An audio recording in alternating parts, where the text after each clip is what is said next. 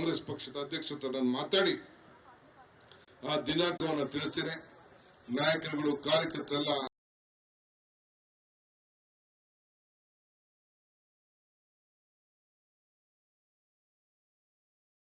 ಮುಖ್ಯಮಂತ್ರಿ ಆದಿಯಾಗಿ ಅಲ್ಲಿ ಎಲ್ಲ ಗೂಂಡಾಗಳಿಗೆ ಹೇಳಲಿಕ್ಕೆ ಬಯಸ್ತೇನೆ. ಕಾಂಗ್ರೆಸ್ ಪಕ್ಷದ ಕಾರ್ಯಕರ್ತರು ನಿಮ್ಮ ಹೆದರಿಕೆ, ನಿಮ್ಮ ಗುಡ್ ಬೆದರಿಕೆಗೆ, ನಿಮ್ಮ ಜೈಲಿಗೆ, ನಿಮ್ಮ ಬೇಲಿಗೆ, ನಿಮ್ಮ ಕೇಸ್ಗಳಿಗೆ ಯಾವುದಕ್ಕೂ ಕೂಡ ಕಾಂಗ್ರೆಸ್ಸಿಗರು ಎದುರುವುದಿಲ್ಲ. ನಾವು ಒಗ್ಗಟ್ಟಿನಿಂದ ಹೋರಾಟವನ್ನು ಮಾಡಿ ರಾಜೀವ್ ಗಾಂಧಿಯವರ ಏನು ರಾಹುಲ್ ಗಾಂಧಿಯವರ ಚಿಂತನೆ ಏನಿತ್ತು ಅದಕ್ಕೆ ನಾವು ಹೋರಾಟಕ್ಕೆ ನಾವು ಎಂದು ನಿರಂತರವಾಗಿ ಈ ಜೋಡೋ ಜೋಡೋ ಭಾರತ್ ಜೋಡೋ ಜೋಡೋ ಜೋಡೋ ಭಾರತ್ ಜೋಡೋದ ನ್ಯಾಯ ಯಾತ್ರೆಗೆ ನಾವೆಲ್ಲ ಇಡೀ ರಾಜ್ಯದಲ್ಲಿ ಬೆಂಬಲವಾಗಿ ನಿಂತ್ಕೊಳ್ತೇವೆ ಅನ್ನೋ ಮಾತನ್ನ ಈ ಸಂದರ್ಭದಲ್ಲಿ ಹೇಳಿ ಮತ್ತೆ ನಾನು ಹೇಳ್ತಾ ಇದ್ದೀನಿ, ರಾಜಕಾರಣದಲ್ಲಿ ಧರ್ಮ ಇರಬೇಕು, ಧರ್ಮದಲ್ಲಿ ರಾಜಕಾರಣ ಇರಬಾರ್ದು. ಇದನ್ನು ನಾನು ಬೇರೆ ಬೇರೆ ಸಂದರ್ಭದಲ್ಲಿ ನಾನು ಹೋಗುವುದಿಲ್ಲ. ನಾವು ಏನು ನಮ್ಮ ಸರ್ಕಾರದಲ್ಲಿ ಧಾರ್ಮಿಕ ದತ್ತಿ ಇಲಾಖೆ ಇಲ್ವೋ, ಮೈನಾರಿಟಿ ಡೆವಲಪ್ಮೆಂಟ್ ಇಲ್ವೋ, ಹಜ್ ಸಮಿತಿಗಳಿಲ್ವೋ? ಎಲ್ಲ ಧರ್ಮಕ್ಕೂ ನಾವು ಸಂವಿಧಾನದ ವಿರುದ್ಧ ಪರವಾಗಿ ನಾವು ನಿಂತ್ಕೊಂಡು, ಸಂವಿಧಾನದ ಪರವಾಗಿ ನಾವು ನಿಂತ್ಕೊಂಡು ನಾವು ಎಲ್ಲರಿಗೂ ಕೂಡ ಸಮಾನತೆ, ಸರ್ವರಿಗೂ ಸಮಪಾಡು ಅಂತ ಹೇಳಿ ಎಲ್ಲರೂ ಕೂಡ ನ್ಯಾಯದಿಂದ ಅವರವರ ವಿಚಾರದಲ್ಲಿ ಅವರ ನಂಬಿಕೆ ಮೇಲೆ ನೀವು ಕೆಲಸವನ್ನ ಮಾಡ್ಕೊಂಡು ಹೋಗು ಅಂತ ಹೇಳಿ ನಾವು ಅವಕಾಶವನ್ನು ಕೊಟ್ಟಿದ್ದೇವೆ. ನಿಮ್ ಕೈಲಾಗ್ಲಿಲ್ಲ ಅಂದ್ರೆ ಮುಚ್ಚಿಬಿಡಿ, ಇದನ್ನ ನಿಮ್ಗೆ ಅಧಿಕಾರ ಇತ್ತಲ್ಲ, ಯಾಕೆ ಮಾಡಕ್ಕಾಗ್ಲಿಲ್ಲ? ಈಗ ಅಧಿಕಾರ ಹೋದ್ಮೇಲೆ ಪಾಪ ಏನು ಸಂಕಟ, ನಮ್ಗೆ ಸಿಕ್ಕಿಲ್ವಲ್ಲ ಈ ಚಾನ್ಸ್, ನಮ್ಗೆ ಸಿಕ್ಕಿಲ್ವಲ್ಲ ಚಾನ್ಸ್ ಅಂತ ಏನ್ ಕೈನ ಇಸಿಕೊಂಡು ಪ್ರಯತ್ನ ಮಾಡ್ತಾರೆ. ನಾನು ಕಾರ್ಯಕರ್ತರಿಗೆ ಹೇಳೋದಿಷ್ಟೇ, ಈಗ ನೆಕ್ಸ್ಟ್ ಮೇಗೆ, ಮಾರ್ಚ್ಗೆ, ಏಪ್ರಿಲ್ ಎಲೆಕ್ಷನ್.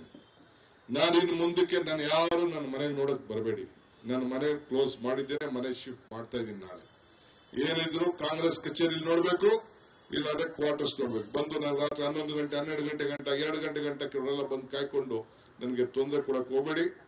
ಆರೋಗ್ಯ ಕಾಂಗ್ರೆಸ್ ಪಕ್ಷದ ಕೆಲಸ, ಸರ್ಕಾರದ ಕೆಲಸ ಆಮೇಲೆ ಮಾಡೋಣ. ಫಸ್ಟ್ ಈ ಕಾಂಗ್ರೆಸ್ ಪಕ್ಷದ ಅಧ್ಯಕ್ಷನಾಗಿದೆ, ನನಗೆ ಬಂದು ಯಾರು 10:15 ಗಂಟೆ ಮೇಲೆ ನಾನು ಬಂದು ನನ್ನ ಕ್ವಾರ್ಟರ್ಸ್ ಏನಿದೆ ಅಲ್ಲಿ ಭೇಟಿ ಮಾಡಿ, ಇಲ್ಲಾಂದ್ರೆ ಕಾಂಗ್ರೆಸ್ ಕಚೇರಿ. ಅದು ಬಿಟ್ಟು ಬೇರೆ ಏನ್ ಕೆಲಸ ಇಲ್ಲ.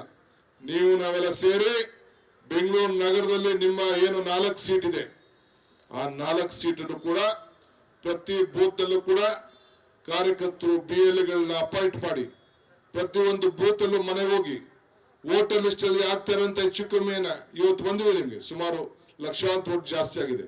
ಅದು ಸರಿ ಇದೆಯೋ ಇಲ್ಲೋ ನಾನು ಕೂಡ ಅಧಿಕಾರಿಗಳಿಗೆ ಏನು ಸಂದೇಶ ಕೊಡಬೇಕು ಕೊಟ್ಟಿದ್ದೇನೆ. ಆದ್ರೆ ನೀವು ಬಹಳ ಜಾಗೃತರಾಗಿ ನಿಮ್ಮ ವಿಚಾರದಲ್ಲಿ ಬೇಕಾದಷ್ಟು ದೊಡ್ಡ ಮೊದಲು ಹೋದ ಎಲೆಕ್ಷನ್ ಅಲ್ಲಿ ಒಂದ್ ದೊಡ್ಡ ಚಲಮೆ ಅಂತ ತಿಳ್ಕೊಂಡು ಎಲ್ಲ ನಡೆಸಿದ್ರಲ್ಲ, ಅವೆಲ್ಲ ಹಂಗೆ ಹುಷಾರಾಗಿರಿ. ಮುಂದಕ್ಕೆ ಎಲೆಕ್ಷನ್, ಫಸ್ಟ್ ಎಲೆಕ್ಷನ್, ಈ ಒಂದು ಎಲೆಕ್ಷನ್ ಆದ ತಕ್ಷಣ ಕಾರ್ಪೊರೇಷನ್ ಎಲೆಕ್ಷನ್ ನಡೀತದೆ. 1 ತಿಂಗಳು 2 ತಿಂಗಳಲ್ಲಿ ನಡೀತದೆ. ರಿಸರ್ವೇಶನ್ ಮತ್ತೊಂದೆಲ್ಲ ಆಗ್ತದೆ. ನೀವೆಲ್ಲ ಇದಕ್ಕೆ ಸಜ್ಜಾಗಬೇಕು. 225 ವಾರ್ಡ್ ನಾವು ಮಾಡಿದ್ದೇವೆ. 25 ವಾರ್ಡ್ ನಿಮ್ಮ ಸಂಘಟನೆ ನೋಡ್ಬಿಟ್ಟು ಯಾರ್ಯಾರಿಗೆ ನಾವು ನ್ಯಾಯವನ್ನು ಒದಗಿಸ್ಕೊಡ್ಬೇಕು ಅಂತೇಳಿ ನಾವು ಮಾಡ್ತೇವೆ. ನಿಮ್ಮನ್ನ ಶಕ್ತಿಶಾಲಿಯಾಗಿ ಬೆಳೆಸಬೇಕು, ಅದು ನಮ್ಮ ಕರ್ತವ್ಯ. ಆ ಕೆಲಸ ಮಾಡ್ತೇವೆ. ಈಗ ಜೊತೆಗೆ graduate constituency, teacher constituency election ಇದೆ. ಪುಟ್ಟಣ್ಣನವ್ರನ್ನ ಕ್ಯಾಂಡಿಡೇಟ್ ಆಗಿ ಘೋಷಣೆ ಮಾಡಿದ್ದೇವೆ.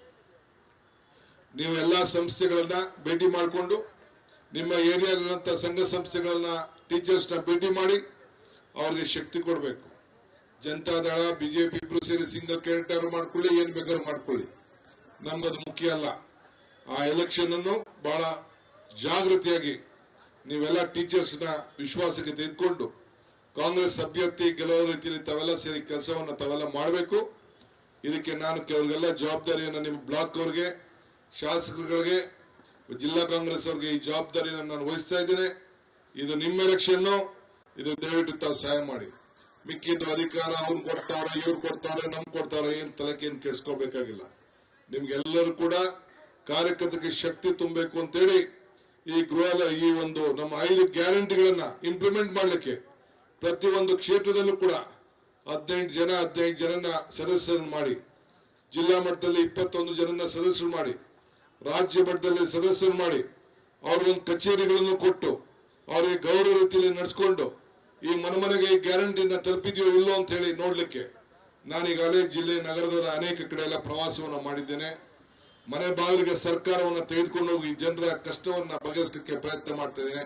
ಇನ್ನು ಕೆಲವು ಇದೆ, ಕೆಲವನ್ನ ಪ್ರಾರಂಭ ಮಾಡ್ತೀನಿ. ಎಲೆಕ್ಷನ್ ಕಮಿಷನ್ ಕೆಲವು ಇತ್ತು, ಈಗ ಕ್ಲಾರಿಫಿಕೇಶನ್ ಆಗಿದೆ.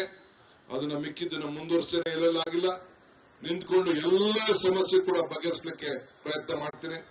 ನೀವೆಲ್ಲ ಇದಕ್ಕೆ ಸಹಕಾರ ಕೊಟ್ಟಿದ್ದೀರಿ. ನಿಮ್ಮೆಲ್ಲರಿಗೂ ವಂದಿಸಿ ಶುಭ